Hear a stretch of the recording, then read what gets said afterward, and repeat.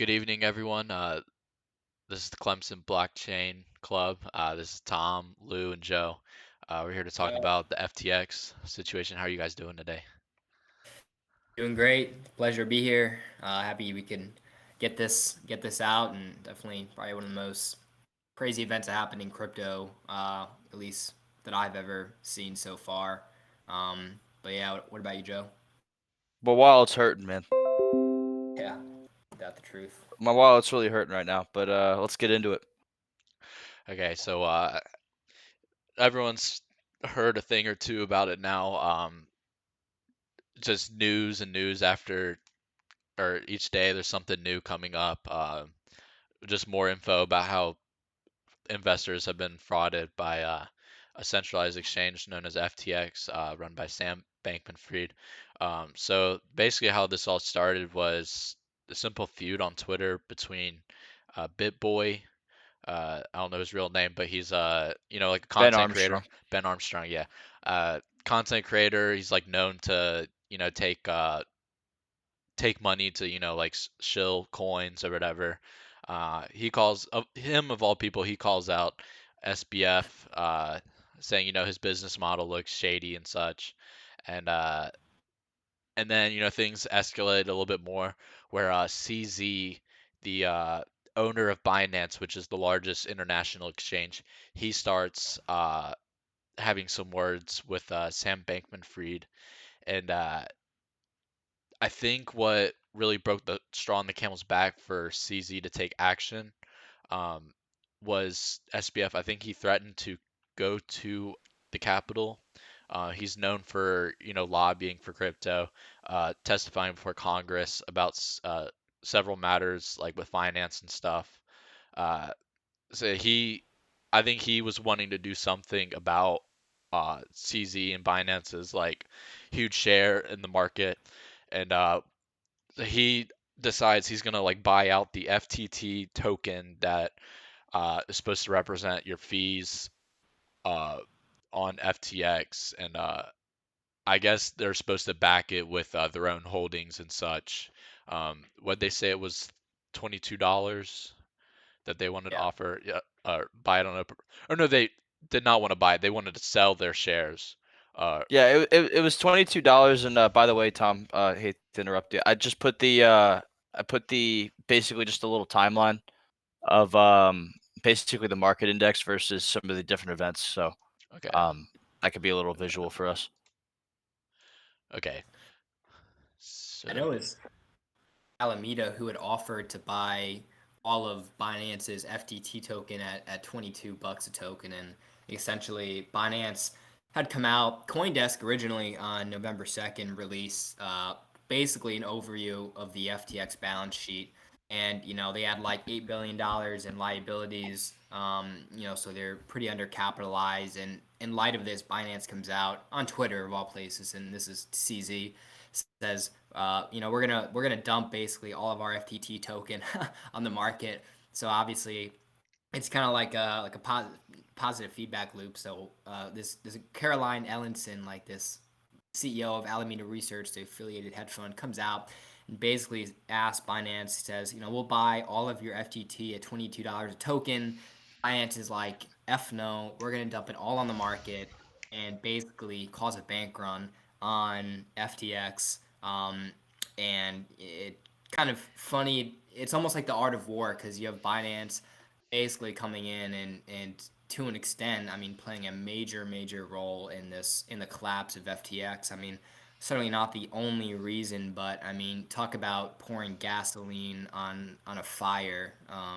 Wouldn't you guys agree? of course. Uh, so yeah, I guess the balance sheet didn't come to light until like the bank run started, but CZ did insist that like he was like at one point he wanted to actually buy out FTX.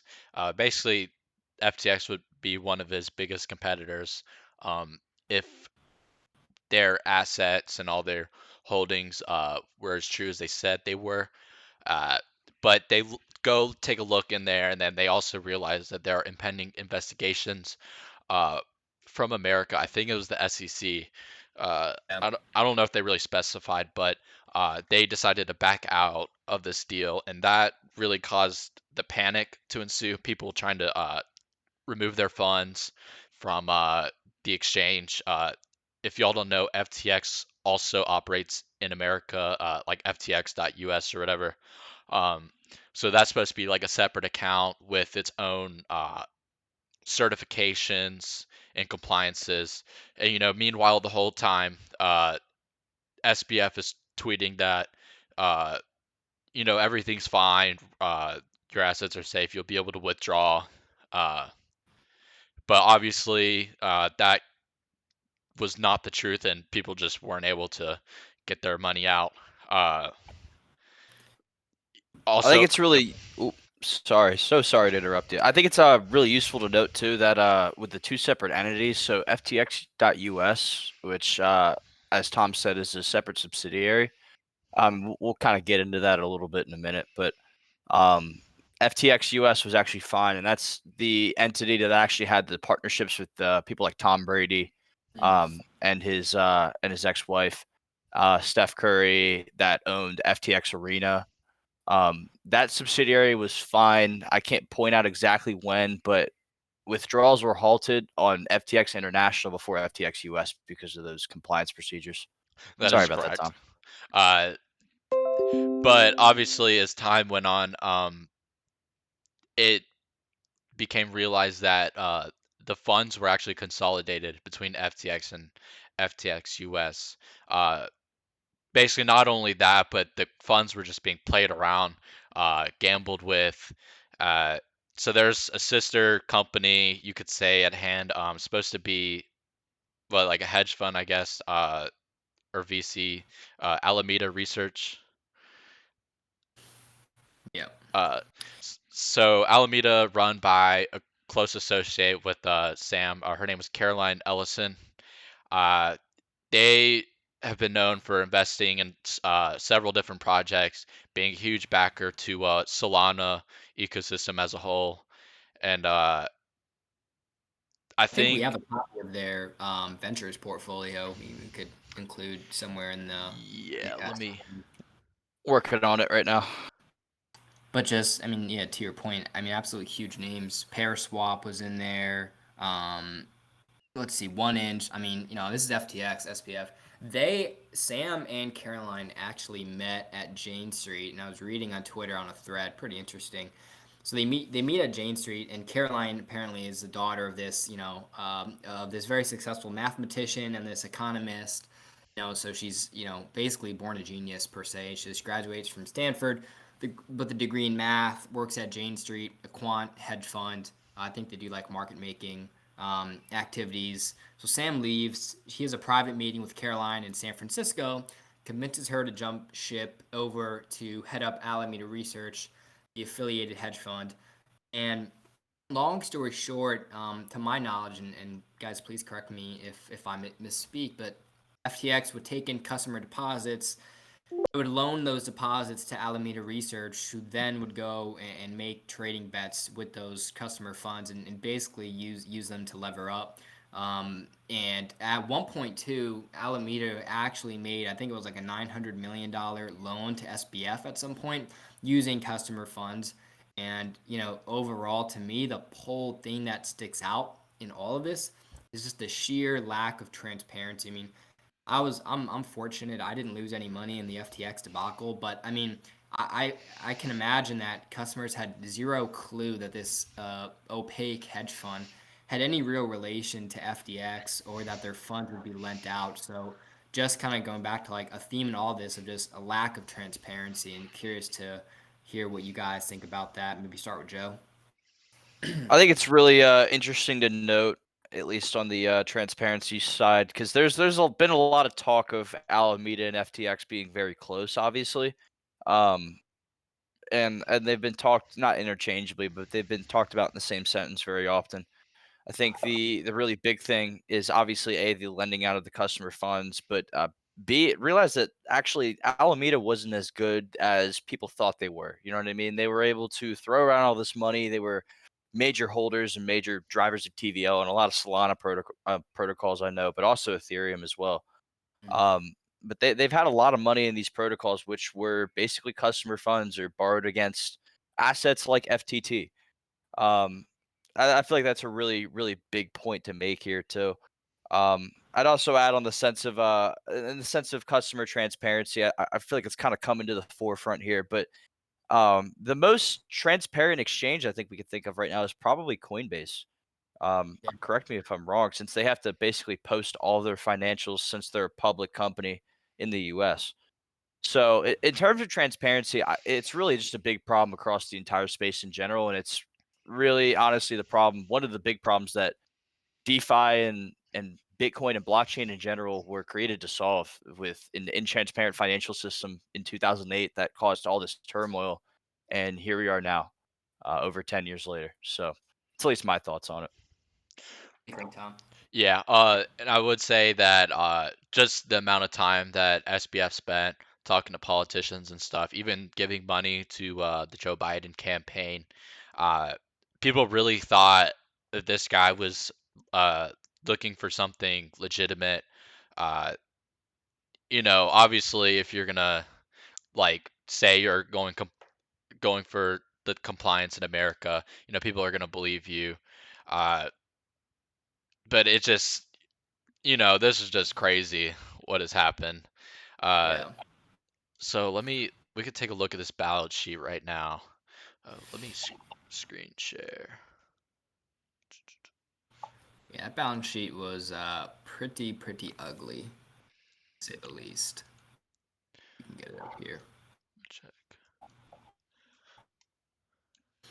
So it looks a Just so little blurry, but we can basically read it. you know. So it was found out that their liquid assets was less than $1 billion, like right under 900 million after some of the prices dipped. Um, but their liabilities was very close to 9 billion, like 8.8 billion. Um, so here we go. There's less liquid um, assets over here where they have the Solana token, the Serum token, their FTT token. Obviously, that was at 5.9 billion, but I think now it says 500 million here, but I think it's a lot less now. Uh, and I you mean, really, just the sheer drop off, like week to week. I mean, before this week, maybe this is the week of like the first week in November. So call it the last week in October. They're at about $6 billion in FTT token, and then the next week, basically in part from CZ, that goes from about $6 billion in FTT down to about 550 million. So honestly, yeah. pretty smart move by CZ.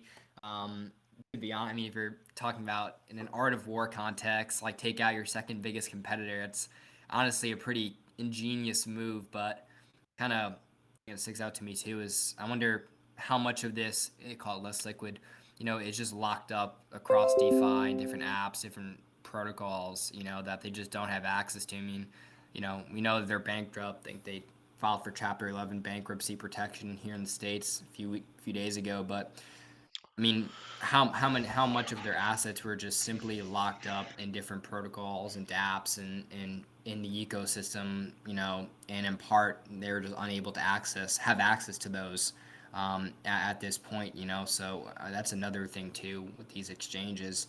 How do you know if they're holding on to your funds or if they're lending them out? I mean, I've used Gemini in the past, and they have this earn program, and they use Genesis as their earn partner, and I don't have access to some of the funds I had in that earn program now because Genesis now apparently, is facing some liquidity issues. And Genesis is a son basically of DCG, Digital Currency Group. So I mean, this contagion is not just limited to FTX. It's certainly spread across the industry.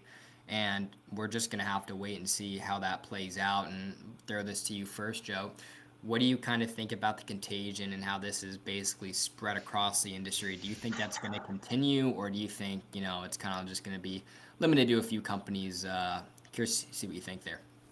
I see it lasting a long time, at least in terms of even just like not even speaking in terms of institutional players, but when you have across different chains, DeFi and just liquidity in general across all these different chains is definitely like we're gonna have a lot of liquidity problems, not even institutionally, just like everywhere for a while because especially too on Solana. I'll speak in that context a lot because it's probably the worst there. In terms of, I don't have a specific number, but I want to say 7 to 10% of the entire Solana supply right now, and a lot of the TVL. A lot of the TVL is just straight up gone now because Alameda. It's now less than a sixth of what it used to be probably 2 months ago. But in terms of just liquidity across the entire ecosystem, in terms of Solana, I mean, not even just them pulling out of all these DeFi protocols, but 10% of the supply being locked up is a big, basically, not a basically a big thing dangling over the head of the entire ecosystem that these tokens are going to be released. But right now, they're basically going to be locked up in bankruptcy proceedings. On Yeah. on top of that too, things like I think it's Sol Bitcoin and Sol Ethereum and a lot of these other wrapped assets through a wallet called Solet, which was the first wallet on Solana. And that was basically done by FTX, a team called Project Serum, which was under FTX. And that'll lead me into something else. But they created a wallet and they also did Serum, which is a central limit order book. And this wallet was the first wallet on Solana, and to basically bootstrap a lot of liquidity through different tokens. One's off chain like Ethereum and Bitcoin, like I talked about. They did wrapped assets through a bridge. So they had Sol Bitcoin, Sol ETH, which were supposed to be not a bridge, like I said, but backed by FTX. Essentially, these assets were, and now they're basically backed by nothing. And Right. they were a lot of the bedrock that built up Solana DeFi was some of these wrapped assets, basically bootstrapped by FTX. Right. The So on next the thing, oh, oop, I was gonna sorry, say say what you're gonna say. the liability sheet shows like a 1.5 billion liability in Bitcoin, and there is actually no Bitcoin able to be delivered from they actually have grayscale Bitcoin, which is actually being called into question whether you can actually liquidate that or if that really is backed by anything. But other than that, yeah, they have no means to instantly pay back the Bitcoin that was owed or that was sent out into these DeFi platforms. And a lot of that was the bedrock of at least initial liquidity for things like Bitcoin and Ethereum in the beginnings of Solana, and that kind of leads us into Project Serum, which there's now a grassroots community-led effort to actually revive the project under a different name. But essentially, Project Serum was a central limit order book on Solana, and that was at least one of its first major use cases was a high throughput, low finality chain with low fees, able to execute a full order book like this. And it was one of the biggest projects on Solana for a while with the SRM Serum token. Um, that's been subject to bad tokenomics by FTX themselves, but they're actually one of the poster childs for it. But the project was very revolutionary for Solana, and now basically nobody's maintaining it. It was basically the central area for liquidity on Solana. Now no one's maintaining it, and there was a supposed vulnerability within the upgrade authority because FTX's keys were compromised, and they had the authority to basically push new code to the program. So now it's deemed basically compromised, and a lot of DeFi protocols have already pretty much switched off Serum at this point since it's not really being maintained.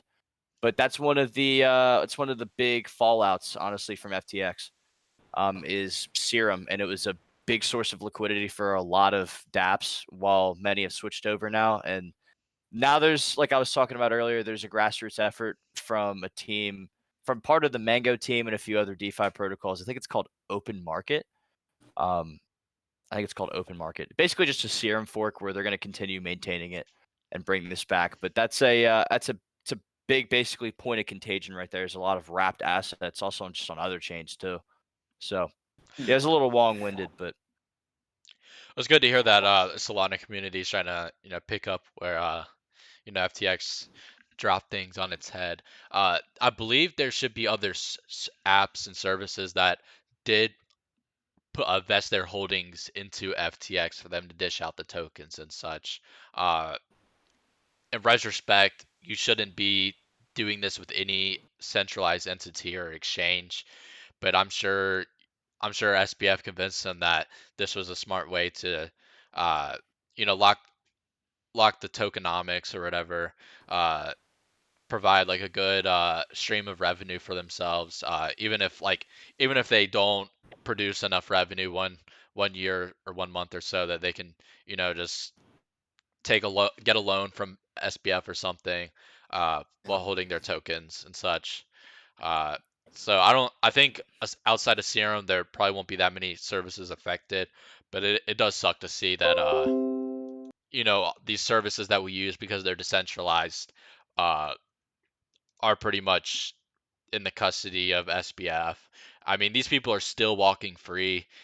Technically, they could still have access to wallets and such. I guess the SEC of the Bahamas was able to. They took some of the funds. Uh, They froze some of the FTX assets, I believe, on a CoinDesk article I was reading.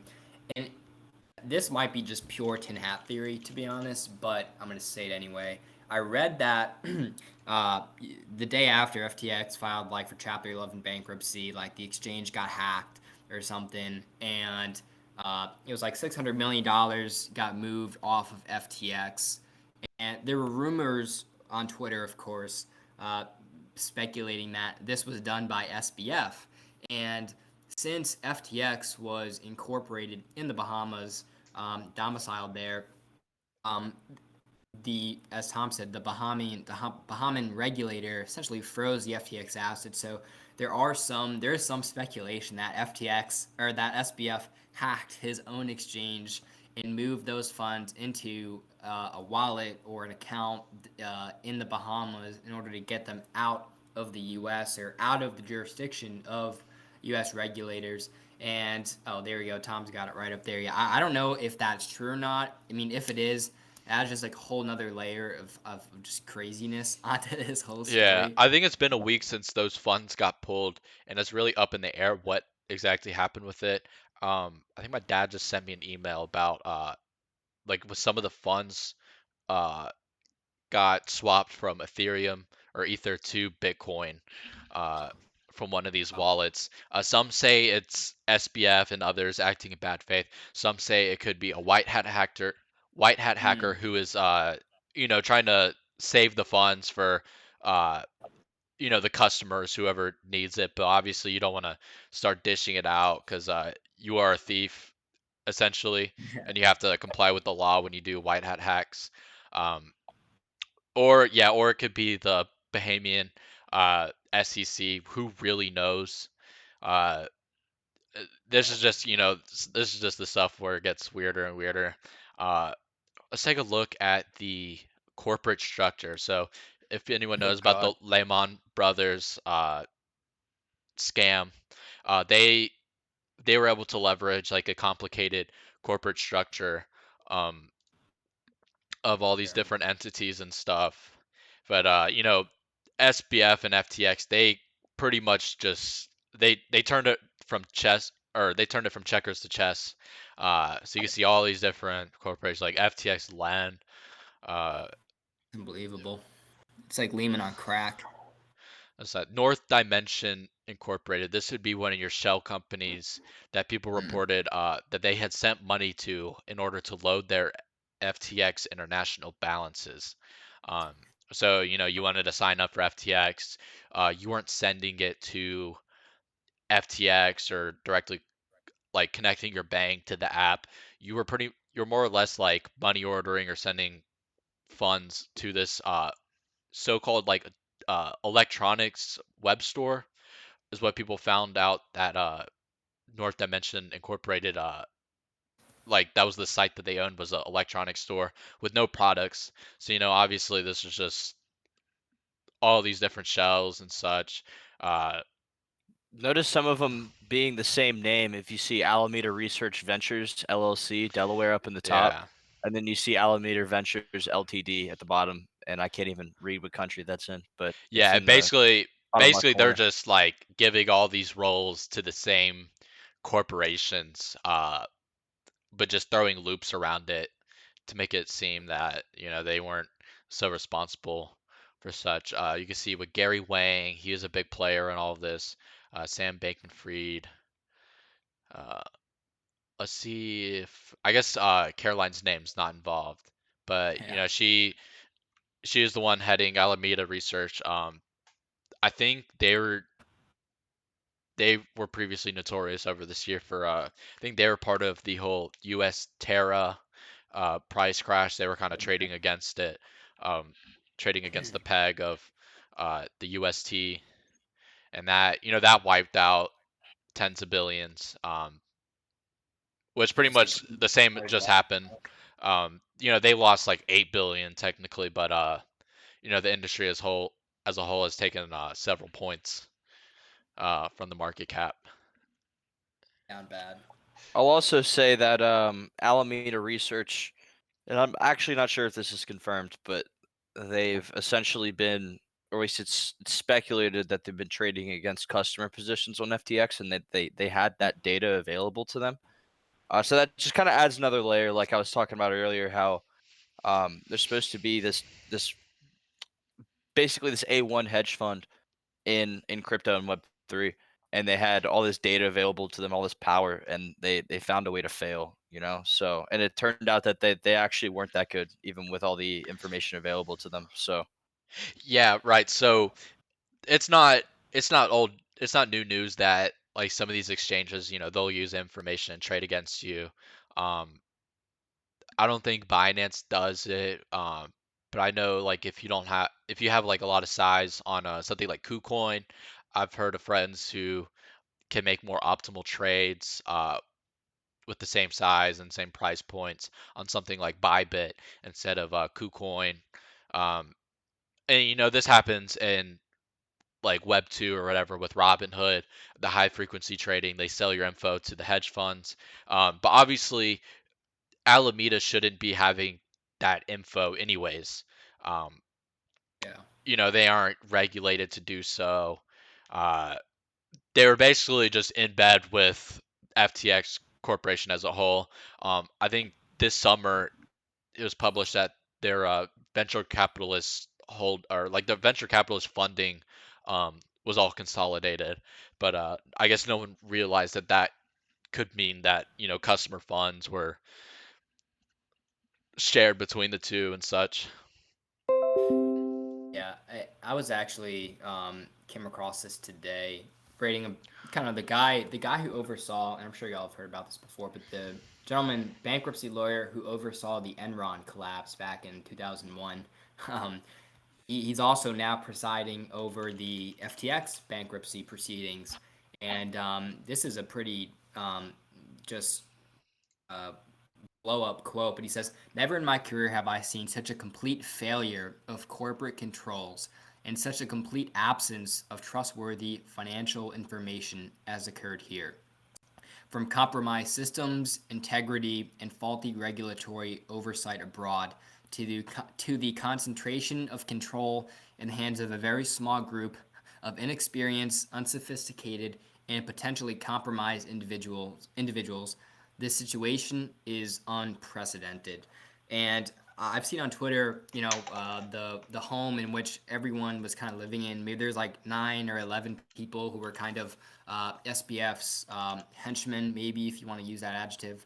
But they all lived, in this super nice penthouse. But I mean, you think about a corporation that has billion in exchange, even like Coinbase or Binance, but is set up in a certain way. There are corporate controls. There are things in place to prevent major failures and collapses, and it's more professional. Then you have FTX, and you have all these. Maybe we can pull up the tweet or the video of the house, something like that. But you have people just living in this like penthouse in the Bahamas, all together. In control of billions and billions of dollars of customer funds, and it just is like crazy. I mean, hindsight is always 2020, but even like the interview of like Caroline Ellison back with these two guys, and they asked her about what does she use math a lot in her job? She's a math prodigy from Stanford. She's like, oh no, it's like a lot of elementary math. Like she's like, I don't think stop losses are a particularly good way to hedge risk, and maybe that's her own opinion, but as you look back, it's kind of like, oh, so many perhaps red flags, and Tom's showing us now that there may have been a romantic relationship between SBF and Caroline, which is just disgusting to think about, quite honestly. But just a complete lack of like any corporate controls in this whole situation, just like it just mind boggling. And I'll throw it to you, Joe, for some comments on this, but just like, oh my gosh, I nuts. haven't found anything about this John Ray guy. I'm It convinced he is actually doesn't exist. it is very weird. I think well I think so I think Autism Capital, who's actually been a very trustworthy news source of all this information. Who would have thought? But I Yeah. think they did get something wrong with Mr. Uh, John Ray. John Ray. Um, John J. Ray? Let me find it because it is very hard to find info on this guy. Like it is kind of odd that the Enron guy he comes over. Uh, this guy, yeah, they say it's him who. Your massage therapist, yeah. Yeah. Uh, I think this guy. Okay, I think this looks more like the guy, I think. Yeah, Chicago lawyer. More than just a massage therapist, obviously. Yeah. Let's see if there's, yeah. Oh my. Come on. Kind of brings me, while you're looking for that, Tom, kind of brings me to another point moving forward. Um, Recently, I saw on Twitter, Binance and KuCoin have both agreed to kind of begin a process and a proof of reserves where these exchanges basically go out and prove to their customers that they're holding reserves. And I forget it may have been Coinbase who said that they don't actually lend out any of their customer reserves at all. They're held one to one. Maybe it was Gemini. But I'm curious, moving forward, and you can kind of take a stab at this from either a DeFi point of view or more of a CeFi point of view, Joe. How do you think the world of exchanges changes after this? Do you think we're going to see more transparency? And how do you think potentially that could affect liquidity in DeFi? And kind of built off the point that you made earlier about how SBF and FTX were major liquidity providers in the Solana ecosystem. So really curious for your thoughts there. It may have been a lot, but feel free to take a swing. Well, I think starting out with the transparency deal, it better get better. That's the only way I can really think to say it. I mean, obviously Coinbase has been really good with this. Obviously, since they have to, required by law, they have to submit financials. But even just like offshore exchanges and such, um, things are going to have to get better in terms of transparency. And if they don't, then there's going to be big problems, and this could happen again. And I think already a lot of people, in terms of this happening again, like we've lost a lot of retail interest in Yeah. crypto, and a lot of regulation is going to come out of this. And that's one thing. And we hope it's favorable regulation, but that's a different talk for a different day. If regulations go poorly, then I think liquidity in DeFi tends to dwindle at this point, since we need retail liquidity. That's how it's going to become huge. That's how DeFi is going to be the future of finance. And there's going to be a lot's going to happen, at least in the next few months, in terms of what regulation looks like, how that affects the exchanges and basically their relationship with DeFi. I think that's a big thing to think about. Coinbase is really good in terms that they build all these different tools in terms of cloud providers for new dApps. I'm not actually exactly sure how they do it, but they have all these different services, like a non-custodial wallet. They have all this different stuff to basically help create a decentralized financial system. But if it comes to the point where bad regulation comes and Mm. says that, hey, you actually need to do everything through a centralized intermediary, then what becomes the point? What becomes the value proposition for retail to get into crypto? And all of this has happened. And I know I'm a big believer in the idea of decentralized money and what it could bring for people. But at least when it comes to the U.S., which is where we live, I mean, obviously, I'm speaking in terms of the U.S., but Yeah. I don't see crypto gaining adoption in a long time uh, in wake of the fallout of this. So we really got to be thinking about regulation and transparency and regulation first. I mean, if if this hasn't woke everybody up to that, then I don't know what will. And we're gonna have that bad future like I've been talking about if things don't change really quickly. So Well, I well mean, said. we have a blockchain for a reason. You know what I mean? Like that's my deal at least. I know it's really easy to say that, but we have a blockchain. All this stuff should be trackable. I mean, I know they have to abide by actual regulatory rules already that are already in place. Like, yeah, you have to use a bank account to run a business, obviously. But when it comes to a lot of customer funds, I think we need more transparency on chain. I mean, we have a blockchain for a reason. Obviously, a report's good, but it should be verifiable in the block explorers. Everything. 100%. And Tom, anything you could add to that? Curious for your thoughts there too. Right, I was gonna say, I mean, there's so much to appreciate about crypto and the properties of crypto networks, and you gotta admit that like these properties did allow FTX to swindle and move this money so freely. Um, like individuals should have this right, but the exchanges obviously should not. But overall, this like it really doesn't say anything about like crypto as a whole. Obviously, there are like countless bad actors. Many more will be uncovered um, in due time, who do like abuse these types of properties uh, to steal customer funds and such. But obviously, like if you took your money off exchanges, put it in your hot wallet, not even a cold wallet, you can just put it in your hot wallet. Uh, you're not going to get stolen from. Uh, there have to be very serious things to happen for a decentralized network to be taken down, for your funds to get stolen. Uh,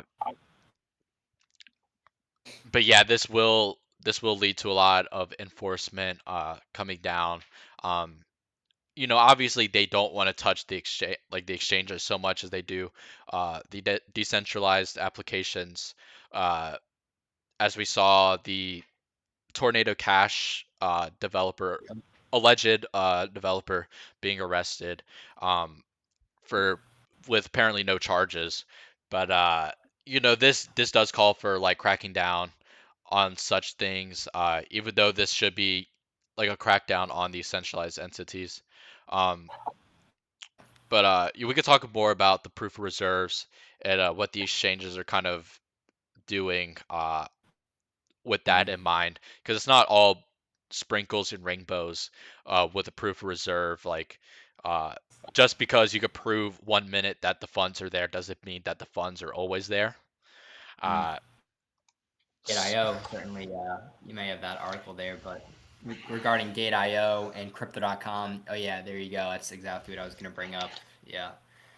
okay, Uh, yeah. So if it wasn't bad enough that Crypto.com has a fifth of its reserves in the Shiba Inu coin, which is basically the knockoff to Dogecoin and already known meme coin. They basically misplaced their funds overnight, allegedly. Um, I think it was, yeah, I think it's like more than half or a majority of their Ether reserves was sent to another service, Gate.io. Um, and, people are calling it BS. Like, how dumb do you have to be to send it out? You really would have to be dumb to do such a thing. So people are saying that Gate.io wanted to fulfill a proof of reserve and show that all their funds were there. So they take their snapshot um, once that money comes in, and then they send it back. Um, and then Crypto.com just tries to spin it as, oh, we accidentally sent the funds out, which is yeah. just bad, obviously, because they're uh, making the customers wary of using their service.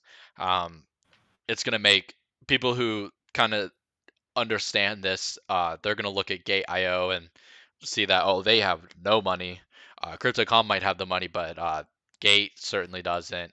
And it's just going to cause more bank runs, this pressure to do your proof for reserves. It's a net good that we are ensuring trust in the exchanges and such. Uh, but we So are just going to see more fallout result from this. right, and I guess I'll put in my tin hat theory now, and I think we only have a few minutes left, but kind of want to put on a tin hat here and bring up something that was rather odd and that a lot of people on Twitter have been talking about, but the relationship between, and not trying to be political at all, but the relationship between the Democratic Party, FTX, and Ukraine. People are speculating that basically President Zelensky or Ukraine was supposedly an investor in FTX, and FTX was, of course, or SBF, I should say, was a big investor in the Democratic Party in Joe Biden's reelection campaign. And so some folks out there are speculating that there is potential that this is kind of all like a big money laundering scheme where basically people would put their money into FTX. FTX would go ahead or SBF would go ahead and make contributions to the Democratic Party, and then the Senate and the House of Representatives would basically go and pass these billion-dollar aid campaigns to Ukraine. Would certainly help the war effort, no doubt, but still is a little bit odd then on the back end that, as Tom has right here, that Ukraine or Zelensky was donating back to FTX, and even that there's going to be a New York Times event where, Sam Bankman-Fried was going to be there, President Zelensky from Ukraine. I think Larry Fink of BlackRock was also going to be there, and there may have been one other person. U.S. Department Treasury Secretary Janet Yellen was going to be there. So curious. I'll start with you again, Joe. What do you think about that tin hat theory? Like, this is pretty far out there, maybe, but I mean, certainly have been crazier things that have happened, I would say. So, and everyone wants to take a stab at it. What do you guys think about that? I'm not gonna go too deep into it because it's a lot of speculation. But he was really well connected. There's probably something going on. But that's really about all I'll say. Like his mom being deeply rooted in a lot of things, a lot of like a Democratic super PAC. I forgot what it was called too, but it was a pretty influential one.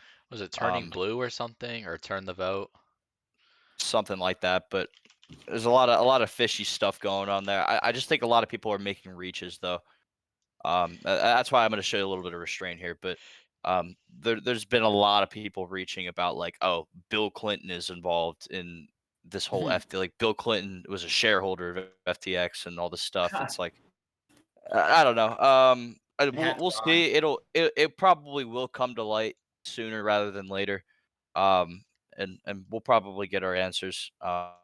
Hopefully at least we get our answers. But Kind of a we'll see. shame that it's kind of honestly to me a shame that you have all these like mainstream medias, and I'm not calling out anyone, but like Fox News and CNN both. Of course, this is a major story, so they're reporting on it, and creating the story and the narrative that fits whatever they're trying to push, whether that's left or right. But in both cases, it's detrimental to cryptocurrency and it's detrimental to the space as a whole. And when you really look at it, nothing on the Bitcoin blockchain has stopped working. Nothing on the EVM chain has stopped. Like nothing really about crypto in a decentralized point of view has changed or stopped working. Yes, you had a few bad, very, very bad actors in the space who caused a lot of damage and who hopefully will be held accountable in a court of law. But all this just negative press that gets generated about the space when nothing fundamentally really has changed. The networks are still up, they're still validating transactions, mining blocks, like nothing has changed. Yet all this negative press comes, and Joe or Tom hit on it earlier. It just pushes away new investors, it just pushes people out.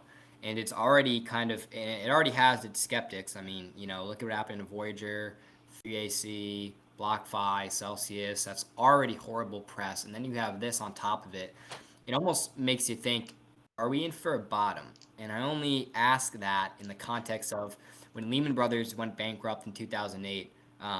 That was essentially, or maybe a few month or two later, that was a bottom of the U.S. stock market. And then we rallied basically from there in the longest bull market in history. And I'm curious, and I ask this in the context of when a large player like this goes under, a very large exchange, does that kind of maybe in a way sense a bottom?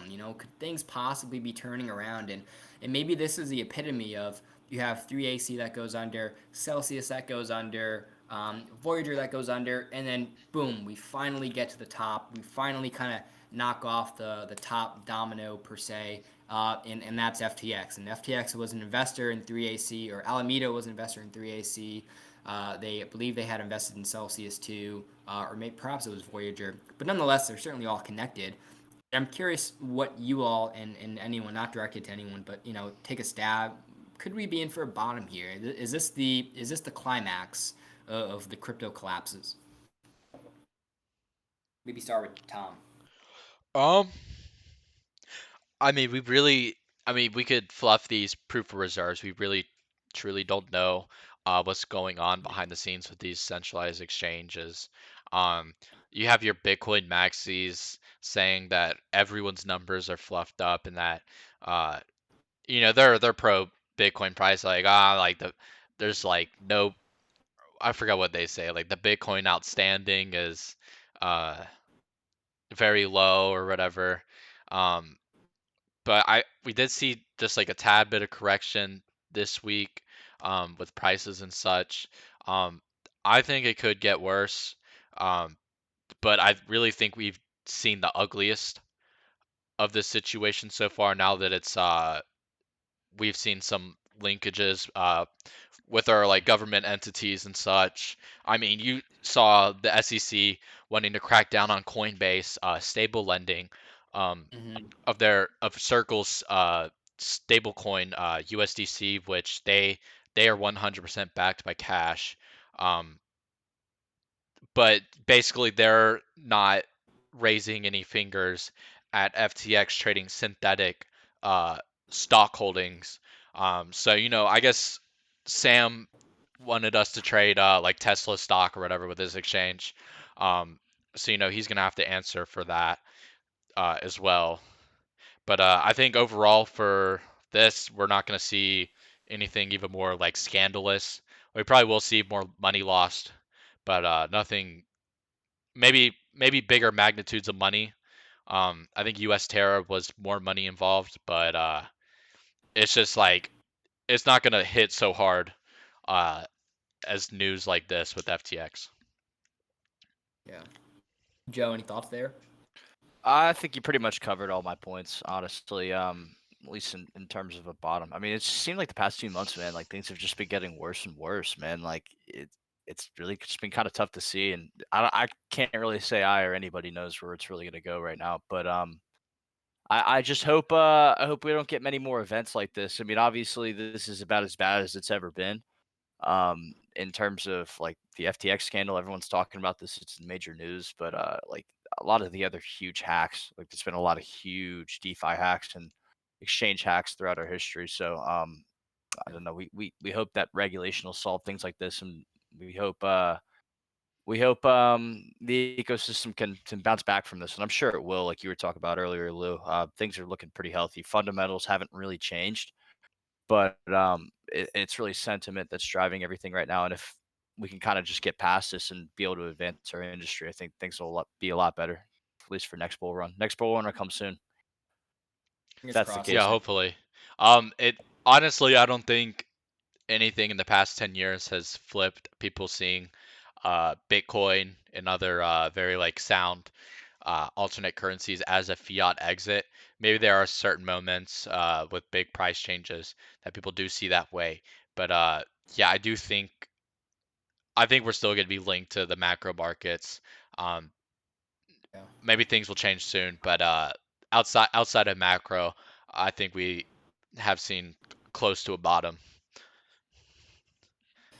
I would definitely agree with you there, honestly. Yeah, I think we probably covered everything that we wanted to go over in our first Clemson Blockcast. Very, very sad to hear that our very own Trevor Lawrence, former quarterback, Heisman finalist for Clemson University, was one of the celebrities named in the FTX lawsuit for his role in the advertising of the FTX campaign.